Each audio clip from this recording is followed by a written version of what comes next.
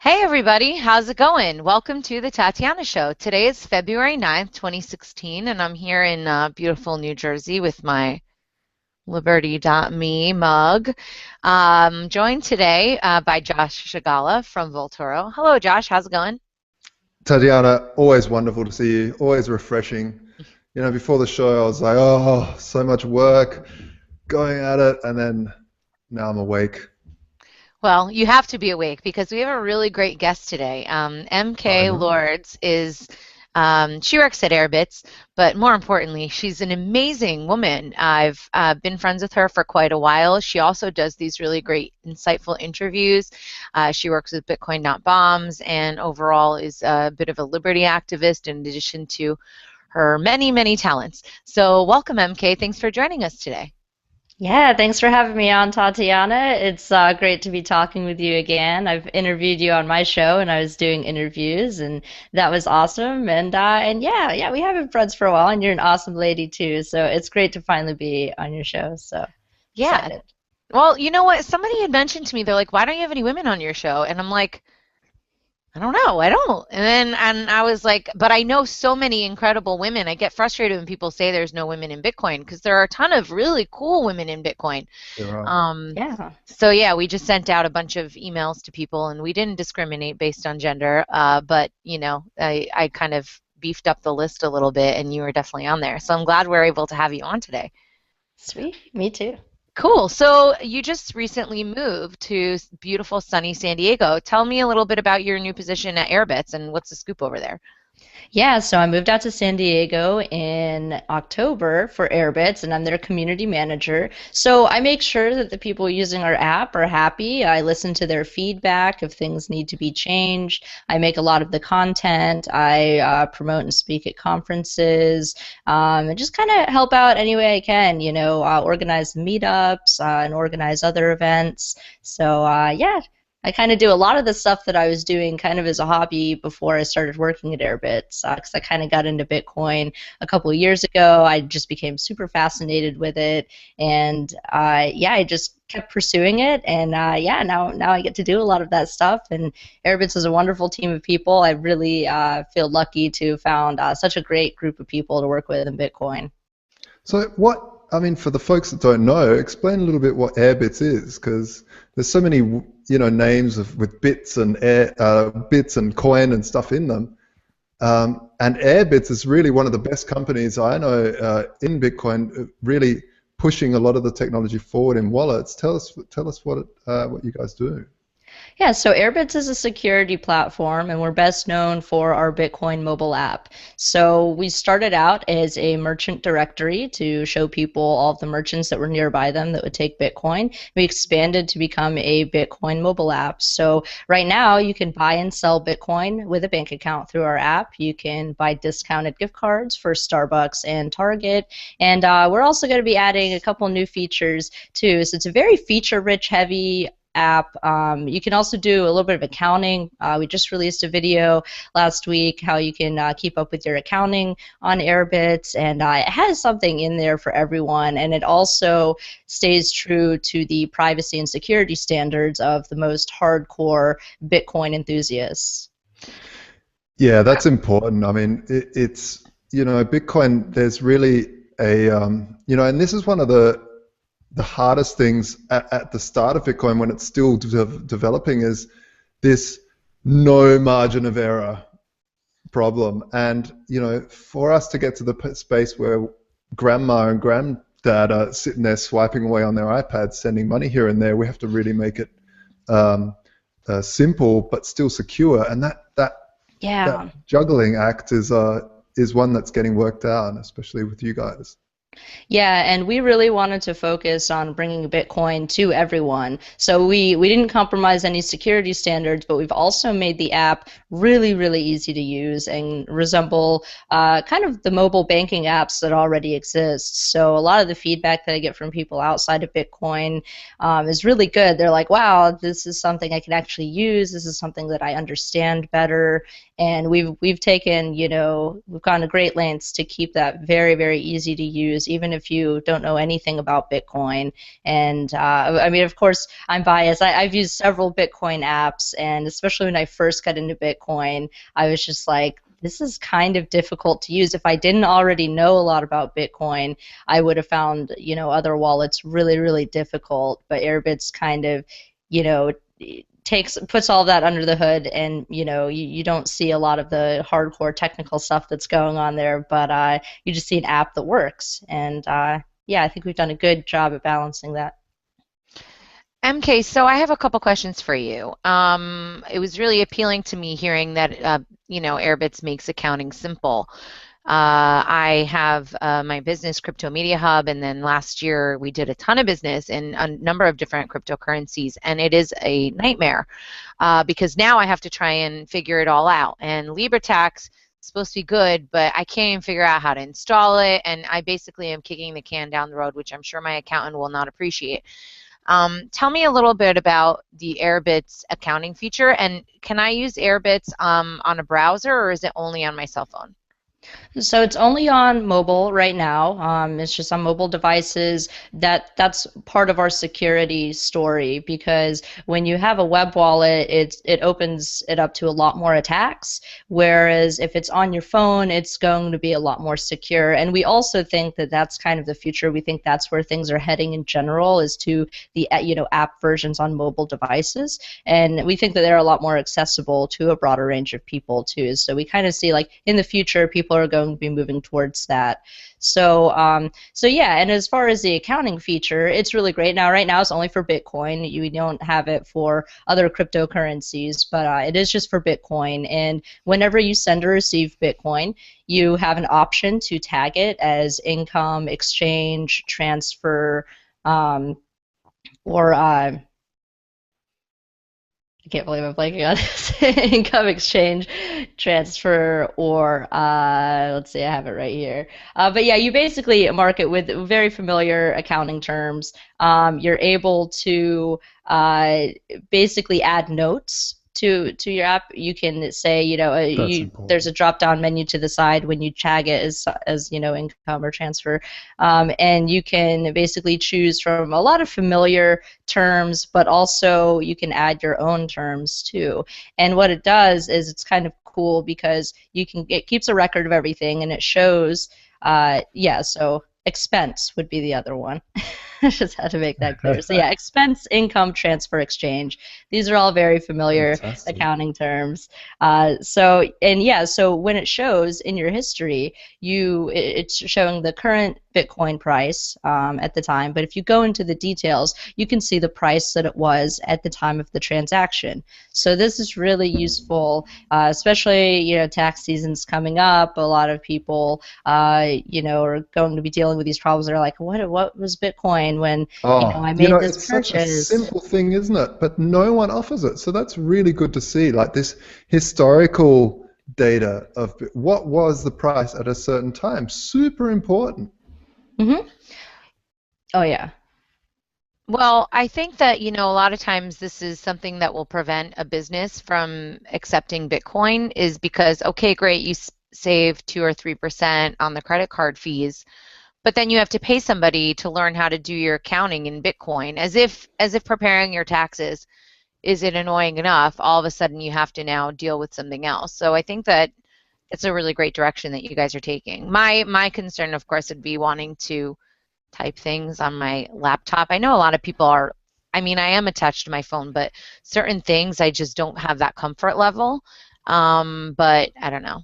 Well, the cool thing about it, you can export the CSV file too. So when you want to give it to your accountant, you basically go into your settings and you select export, and you can send all of that data over to your accountant. So you don't have to type in a bunch of stuff. It's all contained there in your history, and you send it over to them, and they do all of the kind of heavy lifting with that. What if somebody forgets their password to their Airbitz wallet? So we do have password recovery questions that you can set up once you create an account. So when you create an account, you need a username and a very strong password, and you can also create a PIN number. And the PIN number is actually an easier way to log in. But you would basically go into your settings and set up password recovery questions. And right now, there are a few more than what you think of when you think of regular security questions. Your bank will usually use these. A lot of times, maybe there are a couple, like 2 or 3. Our list is a little bit lengthier than that, but we are working on simplifying that process. So that's a good way to be able to reset your password in the event that you forget it. Now, if you don't set those password recovery questions up, we are a zero-knowledge app, so we don't have access to your password at all. You can't email us and ask for your password. And again, this is very familiar to people who are with Bitcoin, who've been with Bitcoin for a long time. You know, we try to hammer it in as much as possible. Do not forget your password, because that is the key that unlocks your value. So you have to be really, vigilant in protecting your password, and we make that as easy, I think, easier than a lot of other apps do. It's not a super long passphrase that you need, but it's still, we do have, security standards. You do have to have a very strong password, and you definitely want to write that down and set up those security questions too. Don't set up your wallet when you're drunk, folks. That's what we're trying to say here. Right. Because we don't have access to that information, and we don't want access to it, because we very much want to stand in line with the principles of Bitcoin, which is you control your value, and you are the only one who should have access to that. What do you think about how things are changing in Bitcoin? Do you think that what do you think the future is going to look like? Are you concerned? Are you excited? Are you thrilled that the bankers are getting their share? So we're in a really interesting time in Bitcoin right now. We are seeing a lot of really good discussions going on, a lot of debates going on. I think we're at a good turning point. We're going to see some of these solutions coming out to the block size debate. I hope that something comes through that is a good a good compromise for everyone that still retains the core principles. So something that Airbitz supports is segregated witness, and that's, we think that's going to be a good kind of maybe temporary fix to the block size debate. But yeah, things are a little bit, there's a lot of really good discussions going on right now, and I think the future is going to be pretty bright for Bitcoin. I think that, no matter what happens, you're going to see the network continue to exist and continue thriving, and there's still a lot of value for the network for other people who really can stand to benefit from, whether they're unbanked or or just looking for a more convenient way to spend money. Or buy things. So yeah, and as far as the banks, I think the banks still haven't maybe. It's weird with the resources that they have. You think they would put more research into Bitcoin, and you're hearing kind of a lot of this, blockchain, and maybe the banks can have their private blockchains. And I think that speaks to a kind of misunderstanding that they have about what this technology is, and why they should go with Bitcoin as opposed to private blockchains. We'll see. I don't think that Bitcoin is something that can be stolen by the banks or co-opted by the banks. I think that there are, and I've changed my position. In general, I'm pretty anti-bank, but to be fair, I don't think that every banker is a horrible person, and that all of the banks are knowingly conspiring against us, at least not like most people at them, right? So I try to be a little bit more fair and balanced with it, and I have heard pretty compelling arguments for the need for private blockchains for banks, because they have to have certain security features, and they have to be complying with regulations, and therefore Bitcoin wouldn't really meet those requirements, so they do have to make specific things. So I don't know.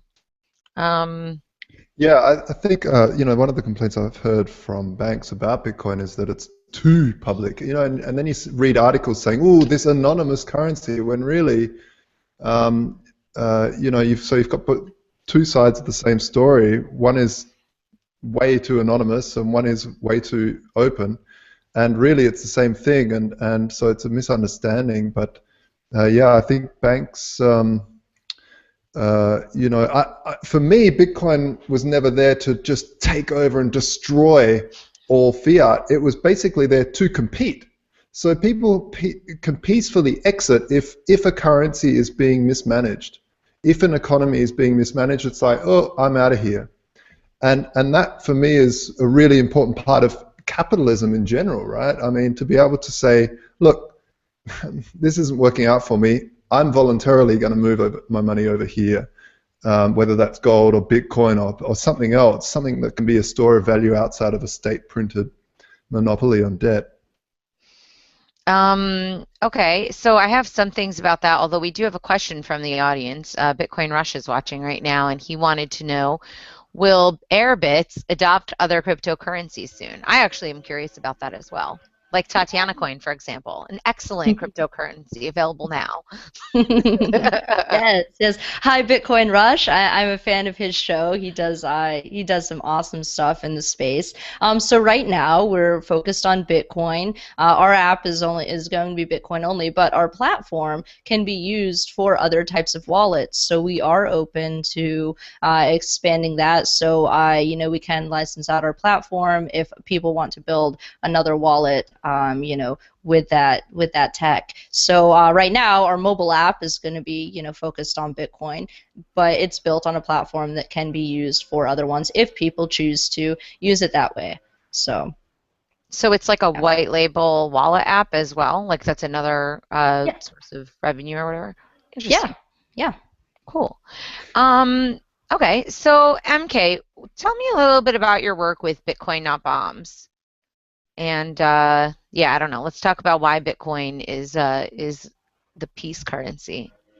Yeah, so I've done a lot of work with Bitcoin Not Bombs. That was actually the first group I started writing for when I got into Bitcoin, and it came out of an alliance with antiwar.com. So when antiwar.com a couple of years ago found out that they were being spied on by the FBI, a lot of donors got really nervous and they kind of backed out. There was even some suspicion that the FBI was trying to get donor information, and so a lot of people kind of backed away. And as you know, antiwar.com is run by a very small group of people. They rely solely on donations. So when their donation stream, got hurt in that way, I mean, they suffered quite a bit, and they worked tirelessly to report on all of the different wars going on all around the world. It's an extremely monumental task to keep up with. So they were figuring out, what can we kind of do? And so the guys at Bitcoin Not Bombs, Drew Phillips and Davi Barker, they were like, well, you should start taking Bitcoin. That way it allows you to accept money from people, and their privacy can be a little bit protected. Again, it's not an anonymous currency, but it does provide a degree of privacy when you're wanting to donate to maybe kind of radical causes. And this was also shortly after WikiLeaks started taking Bitcoin because PayPal had shut down their account. So Bitcoin was a great way to route around these legacy systems, whether it was PayPal or the government targeting you. So Bitcoin Not Bombs came out of that, and we were going to be a kind of launching pad for other nonprofits. So we were trying to get other nonprofits to start taking Bitcoin. We worked with a lot of other charities and nonprofits in the space, like Free Aid and BitGive, and of course Anti-War. And we also did a lot of writing. I was the editor there. I'd sometimes write satirical pieces, or we wanted to kind of be like the loud, radical anti-war presence at conferences and other Bitcoin events to say, hey, this is a currency that's completely voluntary. This isn't something that you're forced to use or feel that you're forced to use, as with dollars.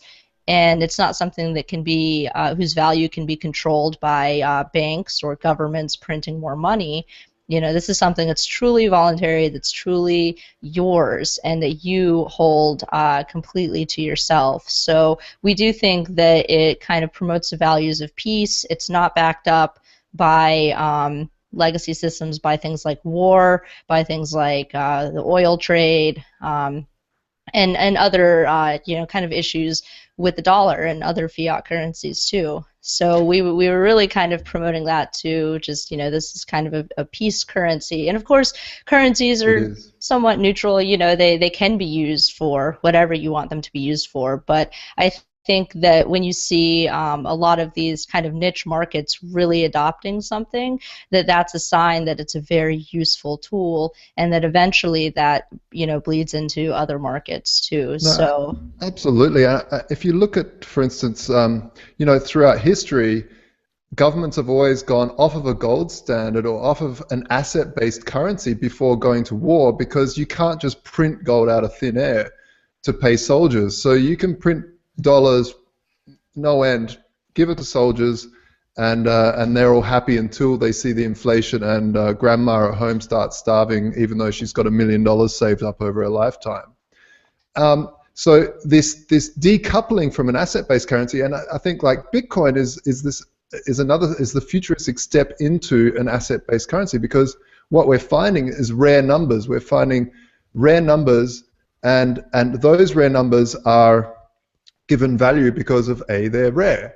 So it's really quite an interesting time that we're in, where we can voluntarily step back into an asset-based currency that's globally and instantly sendable. It's stunning, and it's just so exciting to be in this space at this time. absolutely, yeah, absolutely. Why do you think people like war so much? I mean, okay, so in the United States, right, we've got Trump, and he's like telling Cruz that he called him a pussy. like, can you believe this? I Jeez, know, he literally called him that, which, like, I can't even say the word because I think that's it's amazing. inappropriate. Like, And also an inaccurate term. That's a very strong part of the body.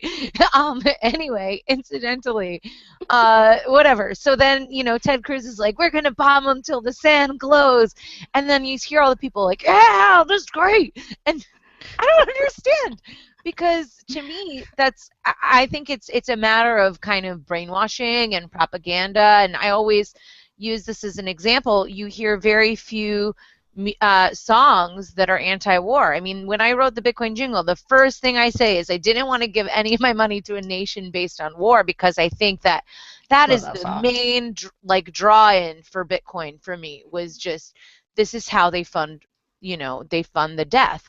But then at the same time, there are these people that are really pro-war, and I don't know if it's just because they've been fear-mongered and manipulated, um, but I'm not very hopeful about our presidential elections, other than to say that they will at least destroy the illusion that this place is legitimate. I mean, every time another election happens, people are like, "Oh, this is really stupid." Now this is getting more ridiculous. So thank you, Trump, for making it even more ridiculous.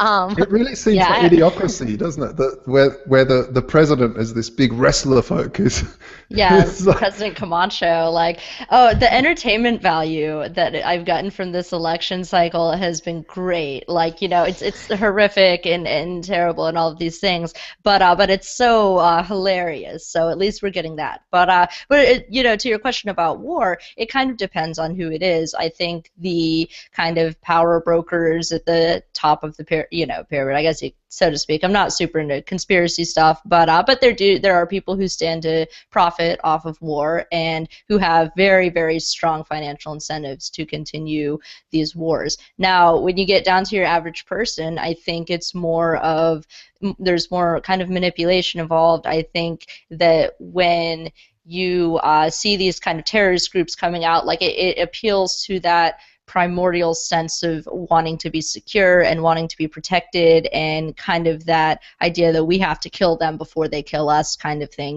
We haven't, with as much progress as we've made, we haven't quite broken out of some of those shackles of our evolutionary past, where we're kind of stuck in this, safety security mindset, and to maybe an obsessive degree, to maybe where we inflate these threats that are not that serious to us, and that we mistake where those threats come from and the kind of history, and why are some of these groups existing? Why are some of these terrorist organizations doing what they do? It's not because they hate us for our freedom. It's not because they, just have some kind of seeming irrational hatred for us. It's because of a decades-long foreign policy that has destroyed and decimated the various groups around the world. So it's very hard. There's a lot of manipulation involved. There's and especially someone like Trump, he really plays into that kind of like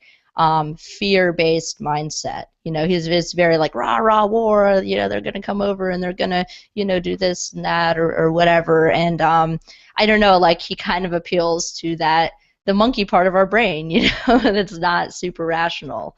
So, and it's unfortunate that he's doing so well. I mean, again, there's like the entertainment value there, but it's just like I have to wonder, like, I thought it was a joke. Like when he first came on the scene, I was like, there's no way, like, he's going to make it. It's like very funny. He's saying some very funny stuff. I thought it was all like, performance art. I was like, this guy is doing some great performance art, but it turns out he's actually serious. And oh my God, that's the face palm moment, isn't it? It's just like, yes, oh jeez. Really? So he called someone a pussy. I mean, it actually reminds me of the Betty White quote that says, "Why do people say grow some balls? Balls are weak and sensitive. If you want to be tough, grow a vagina. Those things take a pounding." Exactly. I thought it was so funny. I've said that on the radio before, that quote. I was like, oh man, I can't make pussy jokes on this show, but I'm glad someone said that. No, it is a joke. Pussy jokes, but I feel like that word is startlingly inaccurate. So I've tried to transition it to back. Yeah, exactly. Why does that like awesome place have to be derogatory? I mean, isn't that where everybody wants to go? Awesome place, a special place. Yeah, the whole thing is crazy with the war thing, and just the concept. You said before, if some people want to send money to some radical ideas, like anti-war, is so radical. I mean, it's amazing that concept should even be radical. I mean, it's a standard. It's the default, right? Peace is the default. And war is the exception, where it's really the very last thing you want to get close to. So it's a strange world. It is a strange world when saying, "Hey, maybe we shouldn't kill people we don't know for stupid reasons," is like the radical position. Yeah.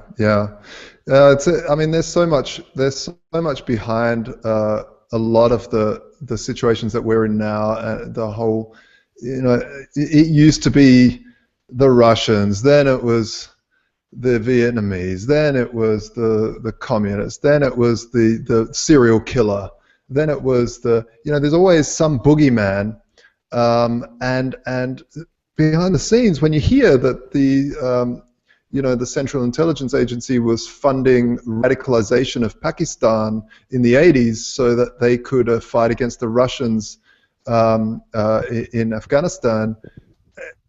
And then those radicalized schools, like literally setting up a lot of schools, radical schools, to basically mobilize these people against the Russians. And then, 20 years later, we've got ISIS, and nothing is ever talked about on these big debates, these big political debates, and who really is to blame but the politics behind some of these choices. But no, it's now just some sort of big game show that adds entertainment value for people, and it is hilarious. I mean, it's facepalm awful hilarious. I can't believe people actually take it serious. People actually have family debates where they almost split up being a family because of political positions on such a nonsense board game. I mean, it really is a ridiculous game, and it blows my mind every time. Mm-hmm. Well, I keep thinking, why are people that, I mean, I guess this is part of the theater, right? Everybody's engagement in the political process. And this morning I was thinking about that, and I remembered how Ron Paul came out, 3 or 4 months later, something ridiculous, that he actually won Iowa, and how different things would have been. But to me, that regardless of how people feel about Ron Paul, if his own party is breaking rules in order to not let him in, why would any real true candidate of change be able to even make an impact? That's why I'm not impressed with Bernie. I'm like, people think Bernie's so anti-establishment. I'm like, I don't know. He seems to love government. He loves the stick. So I don't, I think that if he was saying something truly radical, which is to take away the power from this bloated, violent government, that he would never in a million years be able to get on top. But he's had a lot of success, and people like free stuff, and they don't like economics. So what are you going to do?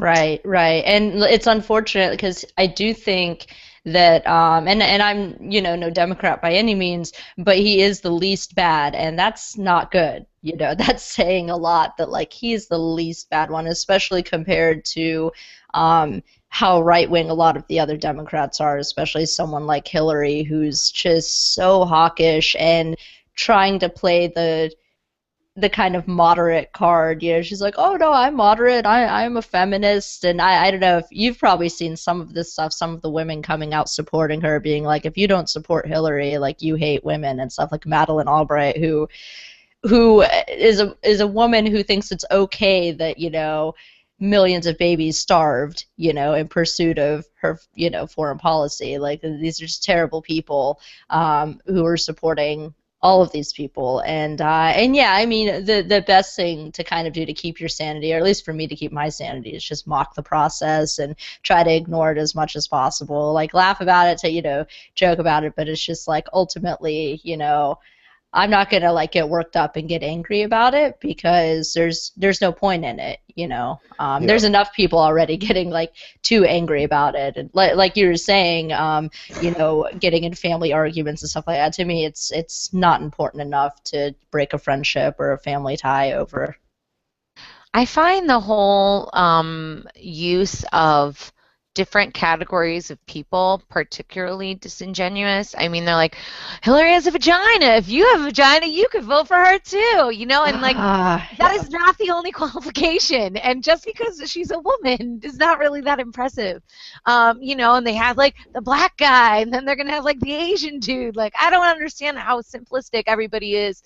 And people are kind of falling for it. I think that Obama's, reign of terror has been, was supposed to kind of break down these walls among people, and I actually think that it's gotten worse. I think that people have become more divided, and I also find it crazy when people tell me that he's not a warmonger, and I'm like, well, if you're bombing people, even if you don't declare war, I'm pretty sure that little technicality isn't enough to warrant murdering somebody's grandpa or like their child. So I find it just wild that that people are still a fan, or that they really think that there's that much of a difference. Yeah. I think that's, sorry to interrupt, I think that's why I love Bitcoin and technologies like this, is where you can say, I'm exiting.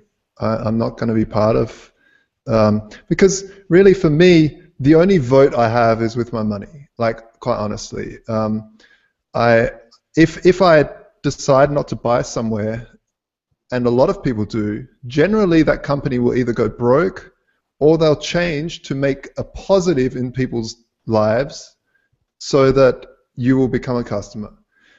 The state really doesn't need to do that. They just do what they want. I mean, when was the last time that you got a card from the state saying, are you satisfied with your, what could we do differently? Yeah, it never happens, right? I mean, try getting that from your school.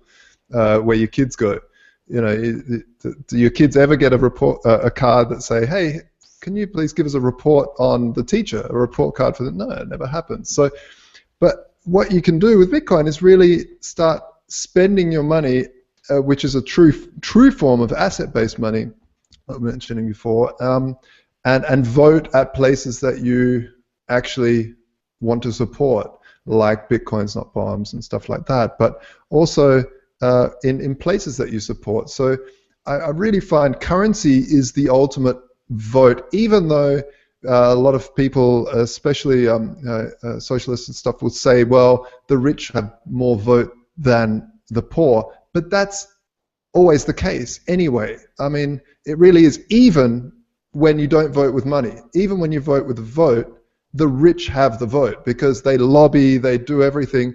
It's not the person voting that changes things. It's the company lobbying in Washington or Berlin that changes things.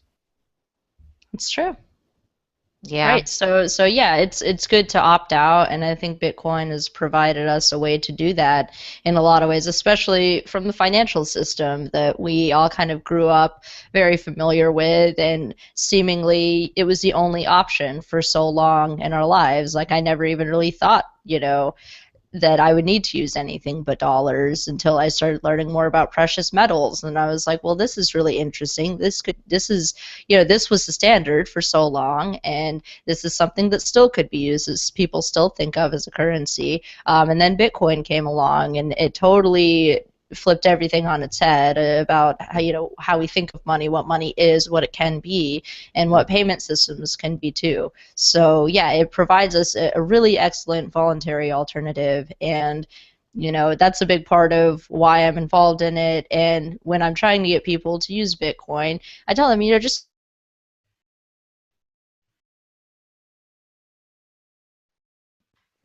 I lost MK. I Wait, think I'm back.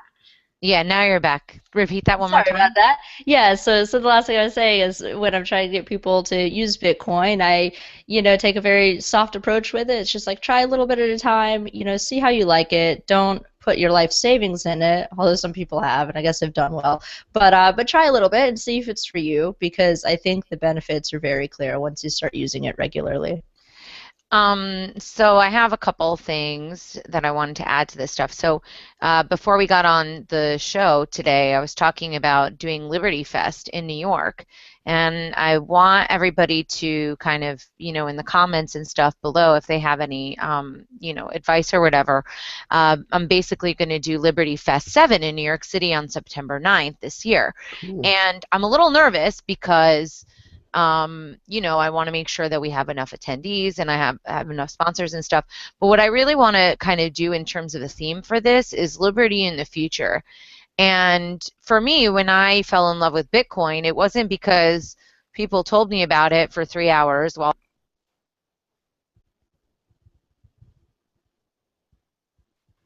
Hello?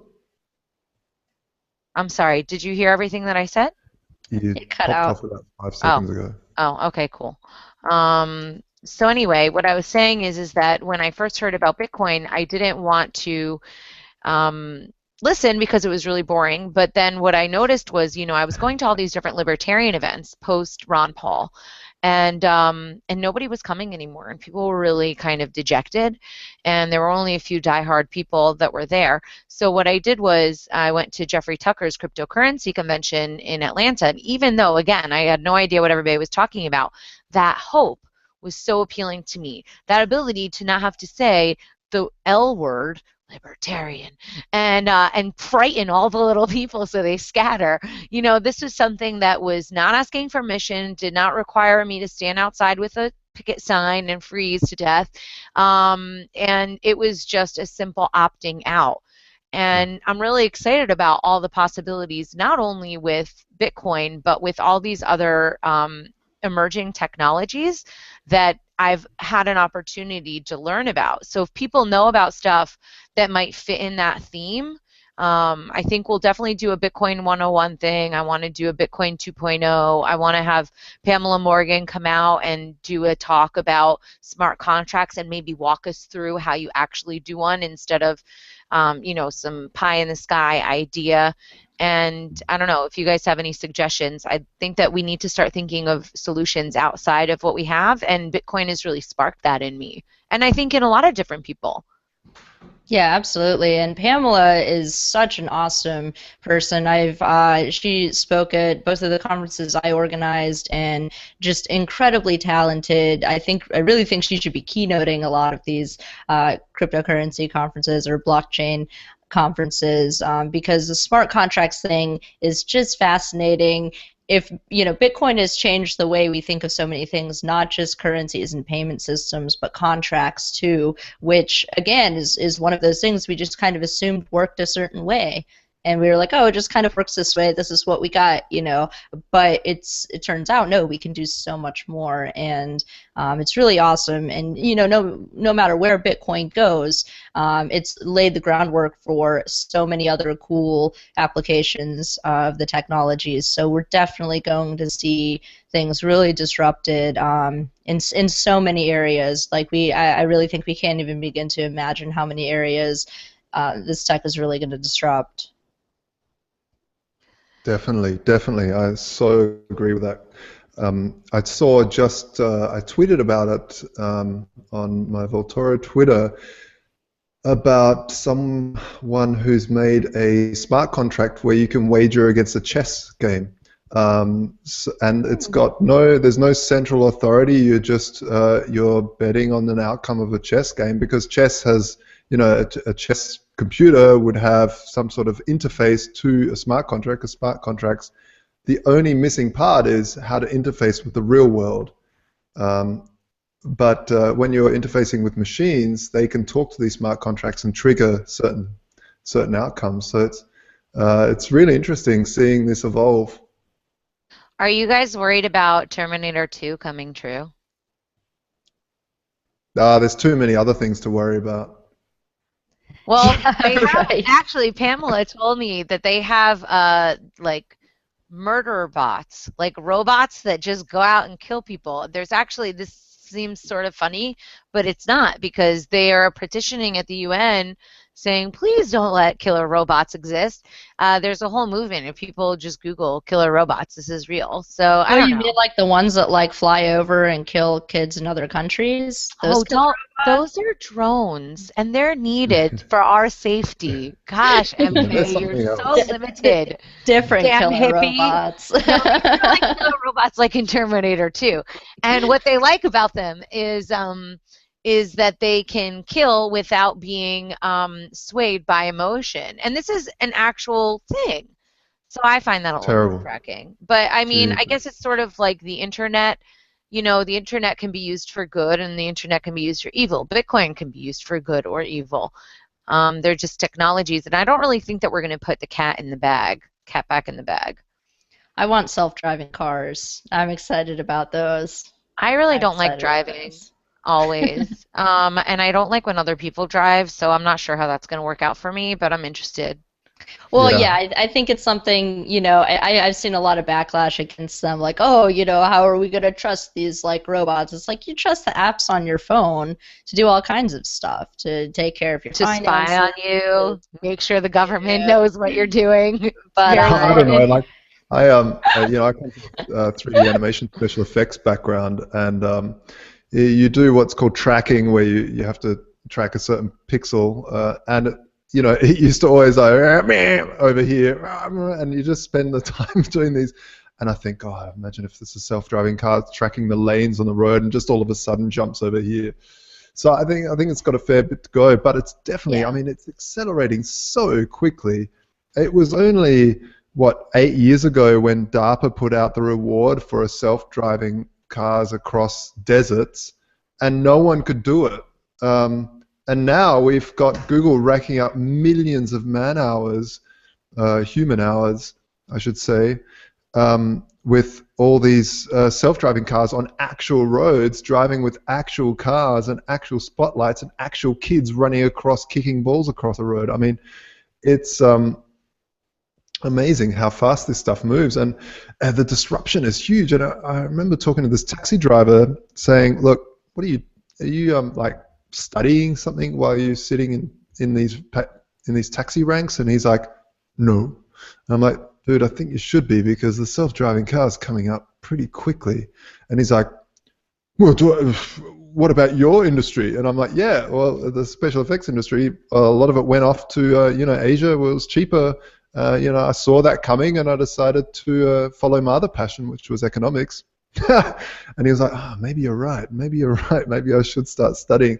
And because it's self-driving cars are really massive disruption. I mean, the truck drivers, the taxi drivers, the courier drivers, so a huge part of the economy is based on taking care of these things on wheels that Yeah, it's gonna change the world so a lot. But I mean, it's funny. People always say, "Well, what are all these people going to do?"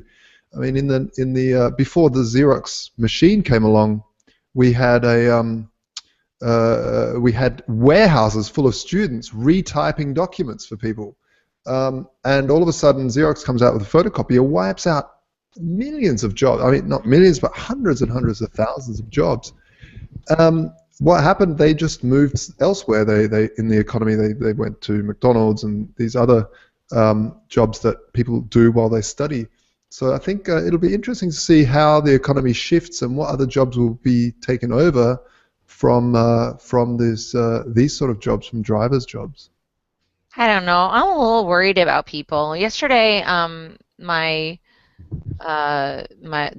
mom's doorbell rang, and there was a lady, and she was saying that her husband had just been fired from her job, and that she's a cleaning lady, but now she really needs to amp it up and get more hours because, her husband just lost his job. And it made me really sad because I think that, especially here in America, we're just getting raked over the coals every 5 seconds. I mean, fee for this, a fee for that, a fine for this, tax that. I mean, we're just having the lifeblood starved from us. People are just sucking it right out. And it's unfortunate that people have to have all this stress. And I think that stress Yeah. is going to make it harder for them to accept new technologies, and that fear makes them a lot more easy to manipulate. So I don't know how we can really push things Well, around. it's definitely an interesting topic because you get into economic theory a lot there, where actually what happens is things get cheaper. Self-driving cars destroys a lot of jobs, but as well it makes catching a cab extremely cheap. So what happens is that society in general gets cheaper. The problem is we have a currency, and a lot of people don't look at it. Anyone without a libertarian background generally, or an economic background, do not look at base things like currency and how it's made and how it's created. Um, because we're living in a society where we're living on debt that's printed out of thin air, this is a whole distortion, and an inflationary distortion on a deflationary economy that's going down in value. I mean, phones are going down in value. Everything is getting cheaper and cheaper, when actually they should be getting more expensive because of money printing, and services are getting more expensive. Um, so so I think what will happen is, if you had an actual asset-based economy, we would simply see people not having as much work around, but new things coming up. Of course, there's always new things that people can do, but also things get cheaper, and the cost of living becomes cheaper. So it's a fine balancing act, and it's an interesting one. We can only wait and see what happens. Especially, I think the greatest hope we can have is to try to get as much manipulation or control out of the markets, to allow the markets to level out, because that's generally what markets do, right? They level out to a point where people can either afford it or not. Yeah. Yeah, Well, agreed. hmm. I was just thinking about is also how things are cheaper, but like I go to the market and I've been trying to buy organic stuff, and it's really expensive right now. I assume it will get more inexpensive. Whole Foods is going to open up that 365 store, which is like their Trader Joe's, kind of like the ghetto Whole Foods, but still high quality. But it really freaks me out the way that our food systems are being poisoned. And then I started thinking about how Putin, of all people, is speaking out against this. And I don't know, it's kind of scary when Putin starts to make sense. Although there was an activist, a Russian activist, her name is Vera Kichinova. It reminded me to ask her to come onto the show. She put a scathing post on my Facebook when I was asking people about that.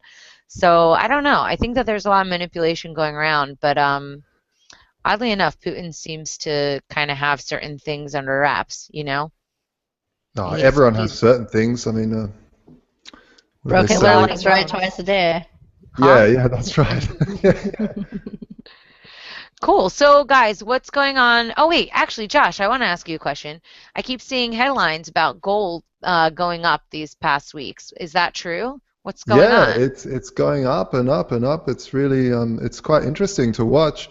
I think we're seeing the bottom in gold, and as oil prices are tanking, it's really interesting because we thought maybe other asset classes would be following, but actually oil is a very special case because there's a bit of mistrust from the Saudis after what happened in the 80s. I won't go too much into it, but with OPEC, they mistrust OPEC, and so they just keeping the pumps going. But gold is, people are starting to realize, not quite sure, especially in the Eurozone, what's happening. A lot of people have seen now Greece basically shut its banks overnight and then reopen with taxing people a percentage. We saw it in Cyprus. People are passing laws, countries are passing laws to basically allow for these bail-ins.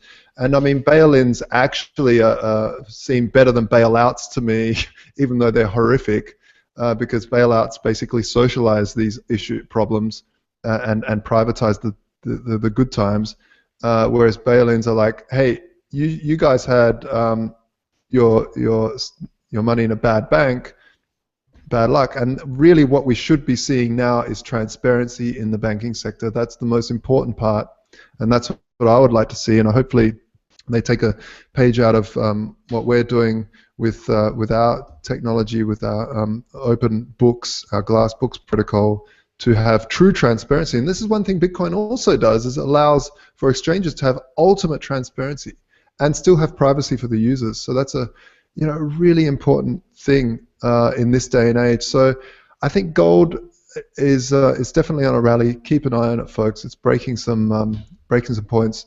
By the way, this is not buy advice or sell advice by any stretch of the imagination. Well, I saw Max Kaiser the other day, and he was saying that Deutsche Bank was in trouble. And I was like, Deutsche Bank? I'm like, that's a really, really strong bank. Germany is the king of money in Europe. So what's the story? Now, Deutsche Bank's been in trouble for a long time. It's we'll see what happens there. It's I mean, everyone says to me like, yeah, Deutsche Bank, but I've been saying it for ages as well. Ooh, Deutsche Bank. Yeah. I quite honestly don't trust any of the banks right now. They're so leveraged up to here in most sectors. I'm really, this is why I'm all in Bitcoin and gold, and some blue chips. I really don't, hold a little bit of money in the bank for spending money. It's kind of like a hot wallet for me, the banks. But I definitely wouldn't recommend people storing their life savings in a bank. I don't know. I have a lot of my small fortune uh, in Bitcoin, and that's a joke, guys, in case people are like looking for me, and my millions like a leprechaun. But I don't know. I get a little nervous though because the Bitcoin price is so finicky sometimes. I think that the other shoe is going to drop and things are really going to get crazy out there. I try and recommend to people to get into Bitcoin or at least precious metals because they're a little bit more secure, but not everybody's into it, and I don't know. It could be a little bit nerve-wracking. Yeah, I mean, what would you say, MK? I feel that we're in this discovery phase of Bitcoin, price discovery phase, where really we don't know what this thing's worth. It's such a new technology. It's amazing in terms of potential, but the market can't quite grasp the value of it yet, and will do over time, and we're already seeing it stabilize a little bit. I mean, compared to the early days, geez, we've been around the 400 mark now for a while, so it's it is stabilizing out. Yeah, it has its little peaks and as whales sort of jump in and out of the pond, but yeah, I mean, it's interesting. What do you think, MK? Yeah, this is something I've been saying for a while, and because I've been in Bitcoin a while, I probably since I jumped in when it was about $30 a Bitcoin because it had reached parity with silver at that point. And I was working at Robertson Roberts, which is a precious metals brokerage firm, and I was like, whoa, this is kind of serious. Now I don't have like a Bitcoin fortune or anything like that, so I didn't really get that many Bitcoin. But I saw it go all the way up and then go all the way back down, and then there was that nice little lull where it just stayed consistent. Now a lot of people had been scared out at that point. You know, Mount Gox had happened and a few other kind of crises had happened, but price stability is a really good thing. You know, it may not be as exciting when the price, you know, it stays stable over long periods of time as opposed to when it shoots up or when it goes down. You definitely see more press around those price increases or decreases, but that's not really something you want when you're wanting people to use a currency. You want stability. You want something that you know, keeps its value fairly consistent over a long period of time. So it's actually a good thing when people are kind of, you know, when like the average press or whatever kind of looks away because it's like, oh, nothing interesting is happening in Bitcoin. That's actually an interesting thing for me, because it's like, finally, it's stability. This is a very, very much a good thing, and I wish more people thought of it that way. I'd like to see more people in Bitcoin, you know, instead of being like, oh, go to the moon, go to the moon. That's fine, you know, we all want to make money, but ultimately it doesn't help people want to use the currency more. They need more incentives, and so stability is one thing that you want to look for, and then they also need other incentives to get them to use it. So that's something we've kind of. Uh-oh, I think may have lost you guys. No, we're here. No, no. We got you. Okay, sorry, froze for a second. But yeah, it's something we kind of tried to figure out with Airbitz too. So that's why we integrated with Fold app to give people discounts. You know, you can get 20% off of Starbucks gift cards and about up to 10% on Target gift cards. And I mean, even if you could shave 20% off of your coffee budget a month, that's pretty good. And we're looking at adding more retailers soon. So we think, you know, for your average consumer who goes to these, you know, places, they want to save a little bit of money. You want to make it easier for them to save money too. You don't want them to have to search for coupons online and have to print them out and stuff like that. You know, if they can just have it in their phone, that's really, really easy. And Gift is great for this too. I've used Gift, which is GYFT. It's another app. I've used them for years now. Also really great. And there are a few other services like that. So that's one way to kind of figure out, you know, how do we get incentives for people to use it, and I'm sure that as time goes on, there's going to be more creative ways. Some merchants even give discounts too, because they want to pass those savings on to consumers that they gain from not using credit cards. So, you know, that's another thing to kind of look for. I think everyone wants to save money, so. Yeah. I don't want to save money. No. No, of course, that's great. That's fantastic. You know, this is one thing that you know, I love services like, what's the one? I've gone out of blank. There's so many cool services right now, but that you can buy from Amazon for Purse. Yeah, I was just about to say Purse is another great one. You know, there's so many really cool ideas. Like, I remember when Purse came out, and I thought, oh, that's genius. You know, people want to buy Bitcoin, people want to buy stuff, and they want to pay a bit more for Bitcoin. So there's the discount. It's great. Yeah. Okay, guys. Well, this has been a really good conversation. As usual, I have some really nice guests. And next week, I don't know who we have booked for next week, but we'll keep people posted on TatianaMoroz.com. And before we sign off here, we need a magic word for or phrase for our audience at LTB, great network, if people need some good podcasts. Really? MK, do you have a magic word or phrase for us? It can't be Airbitz. It has to be something like power to the people or whatever. Let's see. Well, I guess I could reuse that. So, yeah, Bitcoin is magical internet money for radicals. Wow, that's a mouthful. Okay, Bitcoin That's too long. Yeah, Does it need to be like more of like one word? I kind of like that one though. People are just we're gonna make it hard for them. So repeat it one more time slowly. I will repeat it for you. Bitcoin is magical internet money for radicals. All right, good. I like that. Everybody, if you want to be radical like us, get your Bitcoins, use them at Airbitz, send them off to get some gold with Vaultoro. And if you want to get the word out about your Bitcoiny love, you can go to me at cryptomediahub.com and go to tatianamoroz.com to find out more about my projects and music. Guys, there's so much cool stuff happening with music soon. But anyway, what's your Twitter handles, y'all? Mine's at MK Lords, and that's pretty much it. If you just Google MK Lords, that's my name under pretty much all social media, except for Facebook, which made me change it to my real fake name, but whatever. But yeah, MK Lords everywhere. It's a very cool name. Thank you. And Josh, what are you at, Vaultoro? I'm simply at Vaultoro. Yeah, you can keep. And by the way, folks, Coinigy, which is coinigy.com. Just the professional trading platform for lots of professional graphing and schematics and lines and everything possible to trade is now partnered with Vaultoro, so you can really get in there and draw all the lines you want and get all that technical analysis, which is really, really cool. And they have a fantastic service, so check them out too. Nice. Oh, Tatiana, you're out. You're gone. Oh, okay. So that's about it for the day. Thank you, everyone. Check in soon. We'll be doing some bonus episodes, I think, coming up. Thank you, MK, for joining us. Thanks, Josh. Thanks for having us. And thanks to Liberty.me and Let's Talk Bitcoin for being wonderful places to put our content.